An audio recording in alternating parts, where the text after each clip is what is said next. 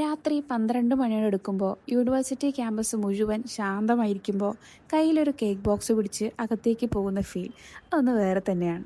കുറച്ച് മണിക്കൂർ മുമ്പ് വീട്ടിൽ തയ്യാറാക്കിയ കേക്ക് ഇപ്പോൾ ഒരാളുടെ ബർത്ത്ഡേയുടെ ഏറ്റവും സ്പെഷ്യൽ മൊമെൻറ്റിൻ്റെ ഭാഗമാകാൻ പോകുന്നെന്ന ചിന്ത തന്നെ എനിക്ക് ഒരുപാട് സന്തോഷം നൽകി. രാത്രി 12 മണിക്ക് കട്ട് ചെയ്യാനുള്ളതാണ് ഇന്നത്തെ 2 കേക്കും.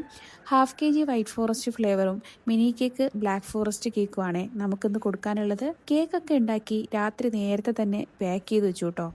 11:30 ആയപ്പോഴേക്കും 2 കേക്കുമായിട്ട് ഞങ്ങൾ പുറപ്പെട്ടു. രാത്രി ആയതുകൊണ്ട് കാറിലാണ് കേട്ടോ ഞങ്ങൾ പോയത്. 11:45 കേക്ക് എത്തിക്കാമെന്നാണ് പറഞ്ഞിരുന്നത്. അങ്ങനെ കൃത്യം 11:45 ഞങ്ങൾ ക്യാമ്പസിനുള്ളിൽ എത്തി കേട്ടോ. ആദ്യത്തെ കേക്ക് കൊടുത്തത് ആദിത്യനാണ് കേട്ടോ ഞങ്ങൾക്ക് ഹാഫ് kg കേക്കിന് ഓർഡർ തന്നത്. ആദ്യത്തെ കേക്ക് ഓർഡർ തന്നപ്പോഴേ ഞങ്ങളോട് പറഞ്ഞത് ഒറ്റ കാര്യമുള്ളൂ കേട്ടോ, ബർത്ത്ഡേക്കാരൻ ലീഗിന്റെ ആളാണ്, സോ ഒരു ഗ്രീൻ തീമിലായിരിക്കണം കേക്ക് വേണ്ടതെന്ന്.